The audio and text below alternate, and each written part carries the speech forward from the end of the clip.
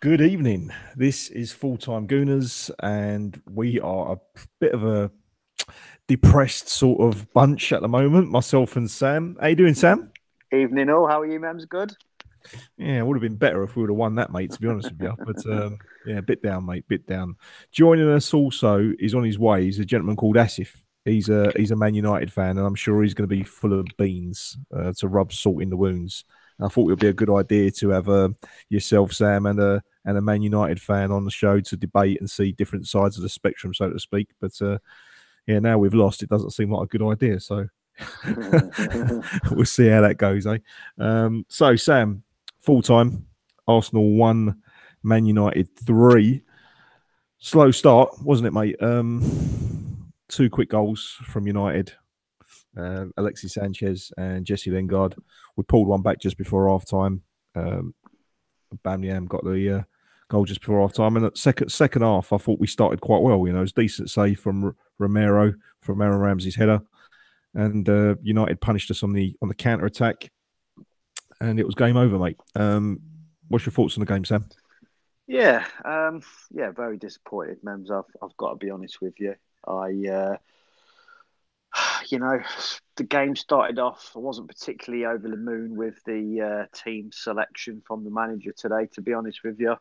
Um, you know, didn't look. I wouldn't have changed it. I'll be honest with you. I wouldn't have changed it from the winning from the team that we put out last week. I'd have kept it exactly the same. I thought we looked really solid today.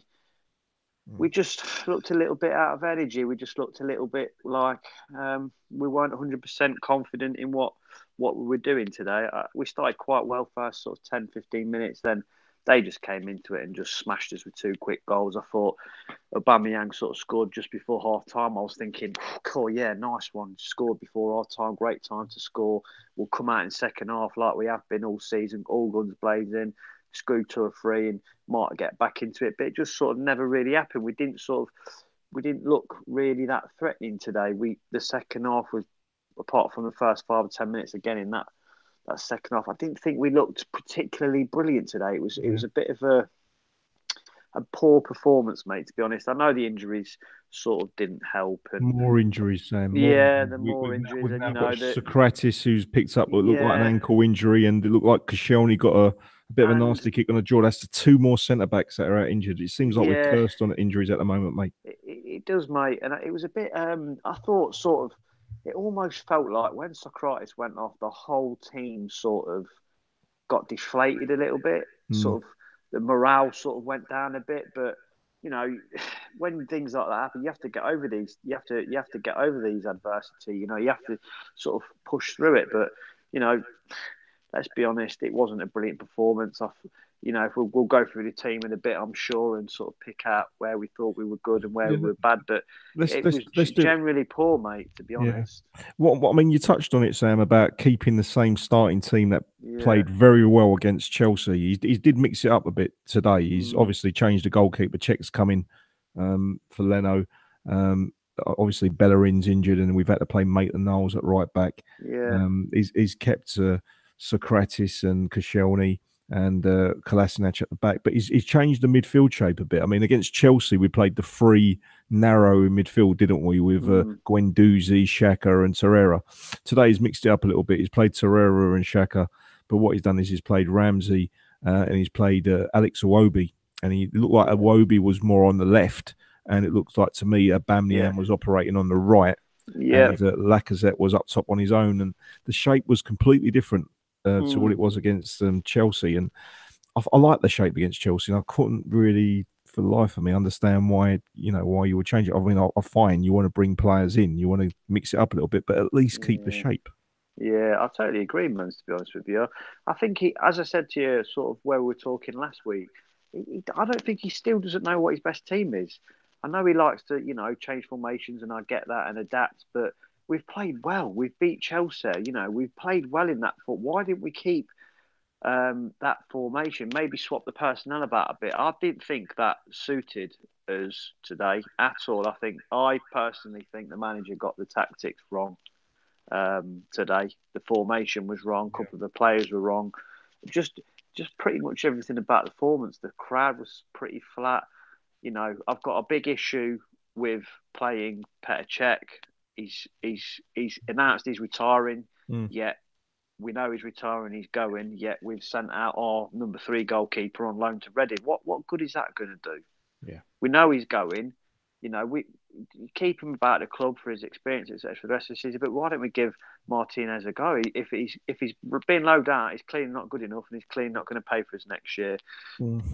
I think I thought I think it's probably just a bit of I know it sounds it shouldn't happen in football, but it's the right thing to do with Peter Cech, wasn't it? We know he's been a good servant for Arsenal, and he deserved to probably is to see out his career in the FA Cup. Asif's joined us. Welcome, Asif. Welcome to the show, my mate. Asif, you there, Hello. mate? I'm good, thanks. Thanks for having me on today. How are you all doing? Asif, welcome to the show, mate. I mean, obviously, me and Sam, we've just been reviewing the game, and we're a little bit disappointed. But as a United fan, you must be absolutely over the moon with that result, Asif. Yeah, definitely. It was a nervous last 10, 15 minutes in both the first half and the second half. But I mean, there's a lot to read about both teams and how how high they can finish towards the end of like from now till the end of the season. A lot of negatives and positives to take for both sides. Well, I'm not sure as an Arsenal fan, but you must see some positives, hopefully.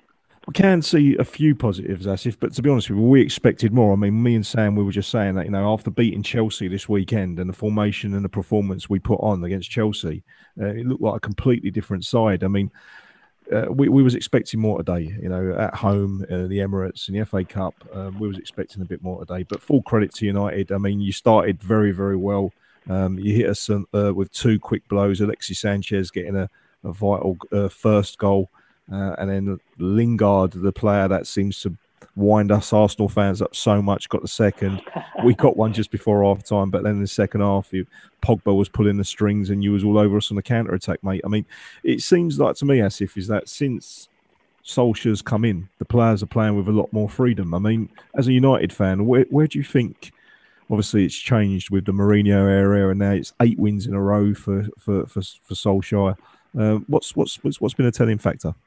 I think telling factor is that no matter which manager comes in, they cannot bring their own style of play like too much into their own way. Like for example, a quick example is like Louis van Gaal. He's always had a footballing style which changed Ajax and changed Barcelona and then changed Bayern Munich in their own ways. And he tried doing the same at Manchester United, but I think I'd say his system was more outdated because it used to work 10, 15 years ago, but not anymore. And similarly, you can say for Mourinho, he's always been a defensive and counter-attacking minded manager. And from the start, when he joined the club, I always had doubts in him. I would think he'd do well for 1.5 seasons, bring in some trophies here and there, but in the long run, he would just stagnate the development of our key players, and then he just the dressing room would have like a pure like a breakup, like how he experienced at Real Madrid. So it's for Manchester United, it's similar to like your Barcelona, your Bayern Munich. It has to stay as the same style of play the Manchester United way, and Ole Solskjaer is just doing that simply by just loosening the shackles of the players and just allowing them to play with freedom on both sides of the pitch, not forcing them too much with instructions, just telling them to just play with the ball and just get along with the normal style how United have been playing for all these years, and that if once you lose the ball, make sure you try to retain the ball back within the next couple of seconds. Press. Something we didn't really do well under Mourinho and Van Gaal was the pressing. We've always just decided to just get back in our own half, just bring that defensive shape up again. And without no pressing, you're not going to win the ball back. And you could see a lot of pressing that's been done under Unai Emery. He's done that's one of the positives he's brought to Arsenal so far this season. And like the pressing under Guardiola for City and Klopp at Liverpool, it shows that the pressing football is the way of football for all the big teams in Europe. No, you're right, mate. And to be honest with you, I mean that is, like you said, something that Unai Emery has brought to to the Arsenal. I'm going to bring Sam back as well. Sam, we're going back towards the game today. Obviously, United have turned up to the Emirates and have done us over. They seem to have a bit of the edge on us at the moment, mate. And could Emery have done something a little bit different today, or was it the players that didn't perform, or are just Man United at the moment just that little bit in terms of level higher than us? No, I don't think they're any higher than us whatsoever. I thought, to be fair, on paper the teams are quite evenly matched. If I'm being brutally honest, I think if you put us combined sort of side together, I think it'd be maybe 6-5, 5-6 either way. I don't think there's much between the teams at all. I think what I feel the difference is right now is that it's clear that Man United have got a set way of playing. They basically put two banks of four behind the ball, two quick lads up top with Pogba sort of pulling in and mucking in for and the midfield sort of runner from that, and that's basically how they beat us today. Beat us on the break. They did well. They spotted our weak spot, which I'll come on to, our left back. I thought he was absolutely dreadful today, absolutely awful. I've been saying for a few weeks I'm not too sure about him, but I think he's definitely not good enough for this football club. But they're just playing with confidence. They're playing really well. There's no two ways about it. They're playing really well. They're making the best of their squad. The manager's getting them to play a certain way which suits their players. And I don't think right now our manager, as I've said, he doesn't know what our best formation is. He doesn't know his best side. He's trying to find out the solutions. He's maybe trying. I'm not going to start criticising him because I think it'd be unfair. But is he trying to make too many changes? Trying to be too clever with what he's doing? Whereas when he first came in, we went on a bloody 22 game unbeaten run. That's pretty much what Solskjaer's doing now with Man United. He's filled in with confidence. He's hardly got any injuries. He's got all his players playing well, and I think that's basically the difference between the two sides at the moment. No, you're right. I mean, I agree with you. I mean, it seems like Solskjaer's now got a formula which is working for him, and he's sticking with it. With Emery, I mean, he had a formula, it was working, and then he's changed it, and then he's changed it, and he's changed it, and it's changed it again. And then, of course, we've beaten Chelsea the weekend, and I thought that there's a good formula there in the team, and then he's changed it again a couple of days later. Do you know what the biggest thing is, Mems? I think the players felt more. I feel like the players felt more confident and more comfortable with what they were being asked to do. Three midfield players in that midfield playing all narrow, covering the space. When one of our attacking fullbacks went forward, they'd shuffle over and cover. Today, it just wasn't there enough. Xhaka's not mobile enough to play with the two. Not nowhere near mobile enough. Yes, he's great on the ball, touches, passes, but he needs players next to him who can do a lot of the moving for him and give him the ball. And it just didn't work today. I think the manager got it wrong. I think that'd be my overall view on the game. And the players have to take a lot of responsibility as well. Probably 2 or 3 performed. I didn't even realise one certain individual actually came on the pitch till I saw a tweet. Someone said he wasn't tracking back, and they scored their third goal. So, it's just a general all-round poor performance. At the end of the day, we're always going to say it, aren't we? Because we've been knocked out. Of course, we're going to say now it wasn't our main priority. Top 4 was our priority, but I would have probably liked to have won that FA Cup. Give Emery a bit more confidence going forward. Yes, we're out. Yes, I'm not very happy. Yes, we performed badly, but the only sort of positive I can take out of it is, yes, it is the FA Cup, and our main target is top 4 and getting back into the Champions League. Or the Europa League. Let's hopefully we can push on for that. As if I'm going to come back to you, mate. I mean, obviously, went before the game, and it was leaked last night that David De Gea was not going to be playing today. And obviously, David De Gea is always done very, very well against Arsenal. So when I saw that Romero was in goal, I thought we got a bit of a chance here. But I thought Romero tonight, he's pulled off a couple of brilliant saves, particularly in the second half when he tips it over onto the bar. Another couple of players I thought played very well tonight was the defender Bali. He's been out in the cold, and I thought he was very, very good tonight. So a couple of good performances. I thought Sanchez, he looked quite dangerous. Lingard looked quite dangerous on the counter. Lukaku got a couple of assists. So from your side, I think the standout performances are probably players that are on the fringe. Wouldn't you agree? Yeah, definitely. Because now we've understand it's let's just it's the best way to sum it up is that Mourinho, since he came to the club, he's always had to rotate his team around, like not in a good or a bad way, but like trying to find his best 11. And this he's experienced on a regular basis where he changed the back line because he saw the back line as a weakness, so he'd make 3-4 changes every week.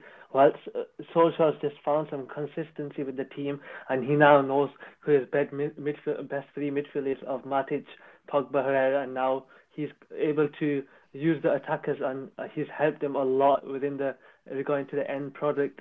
He's now helped Rashford, Martial quite a lot over the last couple of weeks. Two players who I've always thought that have had potential to be world class, but they've had like issues with just finding the goal sometimes. And even Lukaku and Sanchez, even though a lot of United fans feel they should be regular starters, but I don't see they've done enough to play ahead of Martial and Rashford at the moment. But they've now are chipping in with the goals and assists from the bench, or now they are becoming like the main two partnership, like duo in the cup matches. So we are finding some consistency in midfield and attack, but the defense still does remain an issue. Like as a interim coach, there's much as you can do, to be honest. But I don't want the fact that we should keep spending. I feel that a Lindelof Bailly partnership can be the ideal partnership in the long run. Maybe we need someone in the defensive coaching that could help to improve the defenders, because Solskjaer, as many will know, he's a Manchester United legend and played as a striker, so he's bound to get the attackers to take their finishing up a level and how to like be more perfect and ideal in the final third. But with defensively, I don't expect him to make many improvements that way. So maybe he's probably going with how Sir Alex Ferguson used to say, the best way to defend is attack. But we're seeing a lot of good performances recently, and like Sergio Romero, he has been a really good backup goalkeeper for us since he's joined the club. Whenever we play in the Europa League, when we were in the competition in the FA Cup and the Capital One Cup, he's always come up with the goods when required. So De Gea has his deserved rest now and then. No, I mean you summed it up really well. I mean I've been very impressed with Romero whenever I've seen him play, and also Lindelof as well. Who when you signed him and his first season, I thought he looks a bit shaky, but he's really up to his game. Herrera is one of those players that when you're an opposing team, you don't like Ander Herrera because he seems to wind up other teams, as well as what we mentioned earlier on about Jesse Lingard. And as an Arsenal fan, Asif, he really gets under my skin. Everything about this lad. His antics on social media, the way he conducts himself on the football field. I think, if I'm honest, I think he's probably one of the most hated Premier League players at the moment in the league. Yeah. I don't blame the supporters, to be honest. You can even sometimes I see videos of him on Snapchat, Instagram, whatever, and think he's a bit childish there, and he's just doing something that he shouldn't, and he should just focus on his football. But I guess how social media affects every player, no matter how successful they are, or how just good they are in the team. It's just social media has just become a huge impact of how players now tend to react. No, you're right. I mean, to be honest with you, I mean, I think every club probably has one or two players that do express themselves a bit childishly or inappropriately on social media. I'm sure we've got a couple at Arsenal, but along with Dele Alli, Lingard is one of those players that just seems to really irritate a lot of fans. And you're right, social media has changed it. I'm pretty sure things would be totally different out of Sir Alex Ferguson's era. Sam, I'm going to come back to you to wrap up the show. Is there anything on Twitter that you've noticed, mate? Any reactions from Arsenal fans? Any comments from Arsenal fans? Yeah. Asif, have you seen anything on Twitter that you want to bring to the table? Start with you, Sam. Any comments that we can respond to? Yeah, Marwan Al Aswad has put some good points forward, just sort of bullet points forward on that. Mm-hmm. Just saying basically another poor defensive display. Mm-hmm. Too many good chances to cross. We created problems, and then we go sideways and back. Mm-hmm. And then Emery uses subs, Iwobi, and then he puts on Ozil, and they're getting each other's way. And there's no sort of designated roles and tracking back. I just thought, a couple of those points were pretty relevant, really. But yeah, really poor, mate. To be fair, like I said, I don't think there's we won't lose any sleep over it. I think they'll just think they're the dog's bollocks again. But yeah, it's not particularly great, to be fair. But yeah, I'll tell you what, we are where we are. Jamie Turner, who put out a tweet to us last week, he's put out another tweet, and thank you very much, Jamie, and thank you, Marwan, for your tweet. Jamie's put out an interesting tweet, which I want your thoughts on, Sam. Yeah. Is asking, how is Aaron Ramsey starting in front of Mesut Ozil when we know that Aaron Ramsey is leaving in the summer? I mean, how committed can he be? How is Ramsey starting ahead of Ozil? What's your thoughts on that?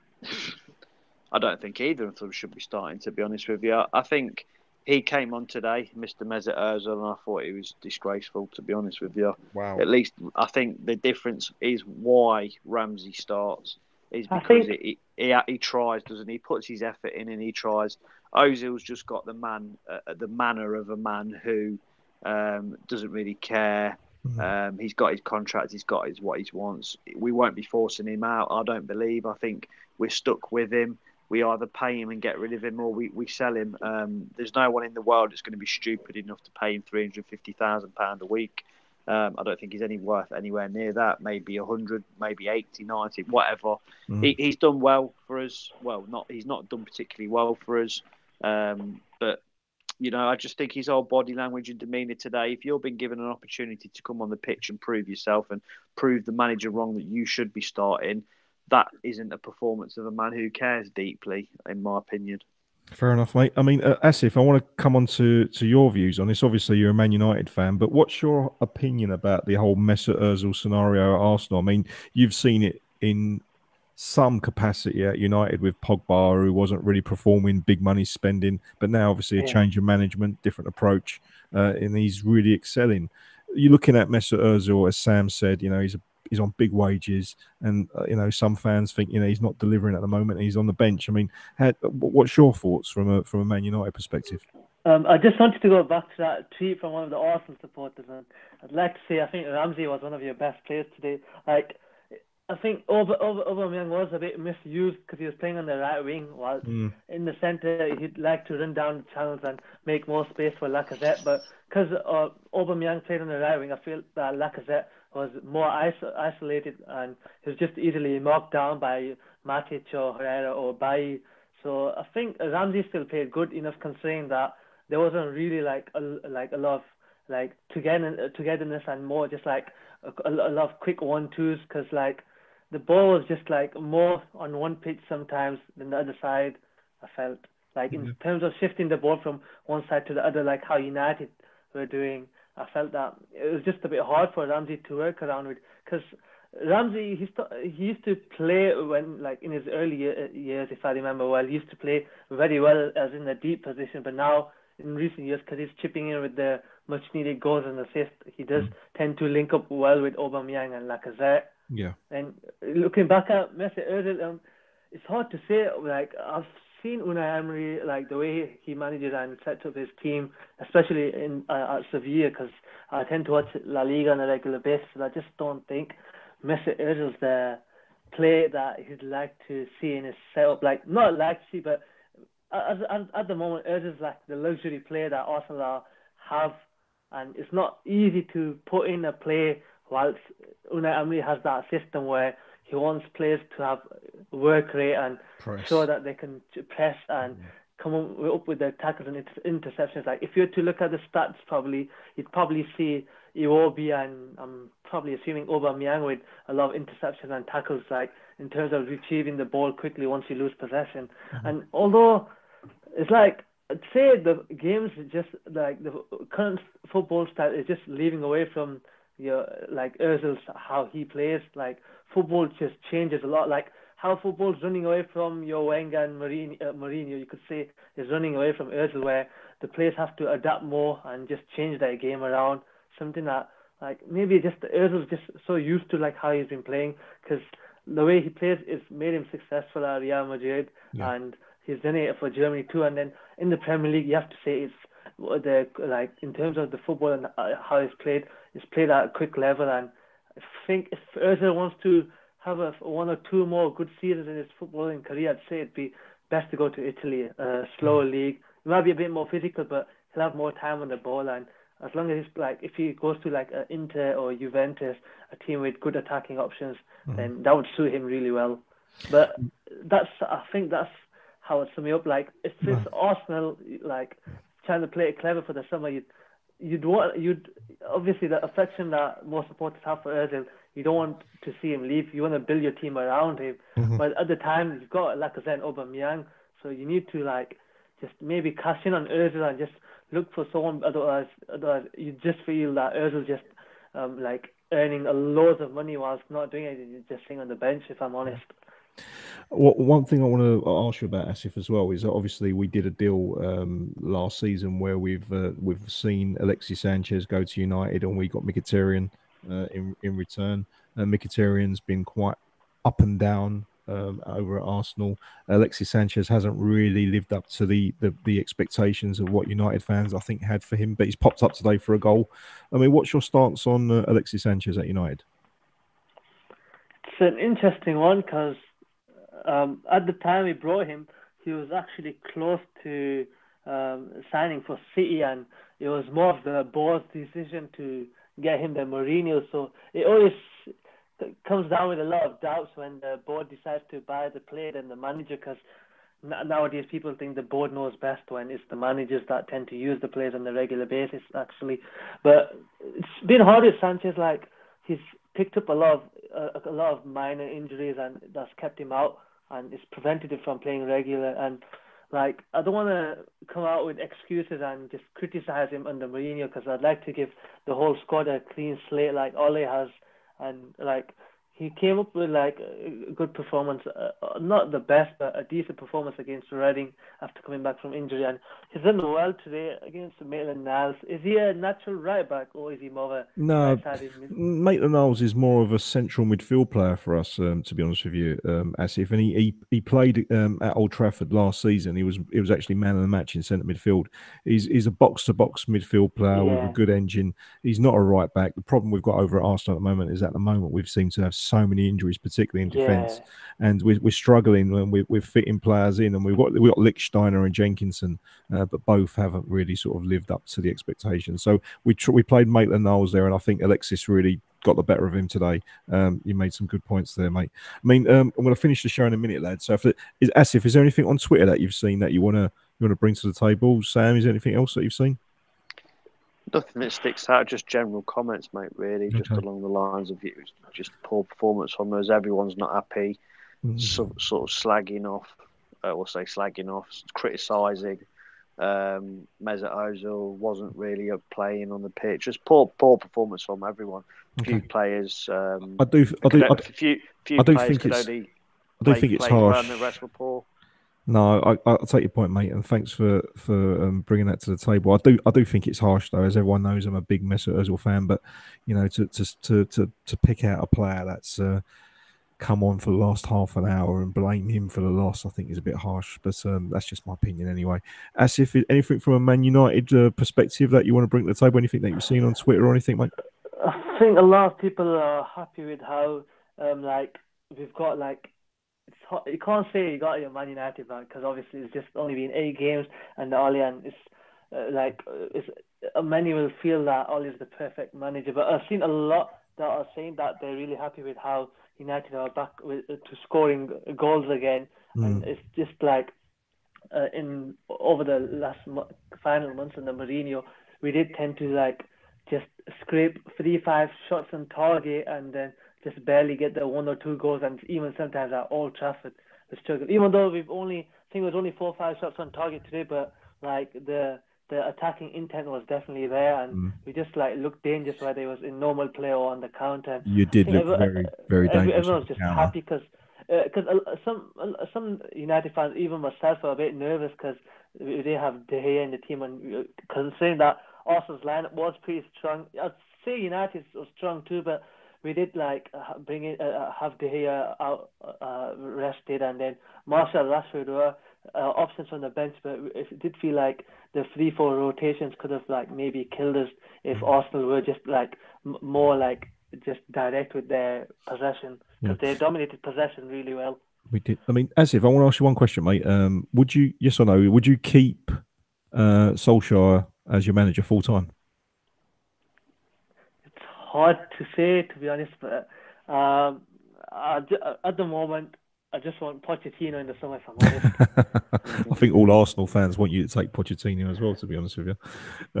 Asif, thanks very much for your insight into Manchester United. It's the first time that we've actually had an opposing fan on the pod, mate. So thank you very much for bringing your analysis to the game, and you really summed it up really well, mate. So thank you very much, Asif, for joining us tonight. Thanks for having me on too. It's a pleasure, mate. Asif, where can people find you on Twitter? You can find me on Asif9707. Go and give him a follow, guys. He's a great account, and as you can see here tonight, he's summed up the game really well. And he's not one of these Man United fans that come on and start giving it large as well, like a few of them. So he's a good guy. So go and follow him. Sam, do you want to summarise tonight's evening from an Arsenal perspective, mate? Anything that's you want to say? I mean, I know you're very disappointed, but where do we lift ourselves and where do we go from here? We just have to go again, mate, don't we? To be honest with you, we just have to pick ourselves up, realise that we've still got a lot to play for to the end of the season. Got champions, got top 4 place to look forward to, and hopefully, if we can squeeze a Europa League win in, that'd be great. I think Emery needs to find out his best team quickly. Now we've only got sort of 2 competitions to play for. We need to find our best team and play it to the end of the season. And we need strengthening quite heavily between now and the summer. Well, that's poor performance, and I think we should just go again. Yeah, Sam, on the positive note, we are sort of linked in the transfer window with a few loan signings, and there's a couple of players that we are sort of linked with. So you never know. We might be able to pull a few sort of gems out the hat. We might be able to sort of go on a run in the Europa League if we can win the Europa League and get into the Champions League that way. I think that's probably the most realistic way of getting back in the Champions League, if I'm honest with you, mate, because I don't know. We seem to be so bloody inconsistent over at the Arsenal when it's let's see. Next it's Cardiff. I will not be doing one of the shows, mate, Sam. As you know, it's me boy's birthday. I'm going to be taking him over the Arsenal, so I'm going to have a week off, mate. But look forward to. We're back on Sunday then against Man City, back on Sunday against Man City. So let's hope we can do the Jekyll and Hyde stuff and turn up and put on a decent performance. Let's hope so, Sam. But Sam, thank you as always, mate, for joining. Everyone knows where you are on Twitter, but just if you want to remind all the listeners where they can find you. Yeah, you can find me at Hero of Football. There he is. There's the mighty Sam, the voice of reason. My good friend, and he's very passionate about the Arsenal and very knowledgeable as well. So go and give him a follow on Twitter as well. We're going to sum up tonight. Thanks again to Asif. Thanks again to Sam. Thanks to the hundreds that have watched us live.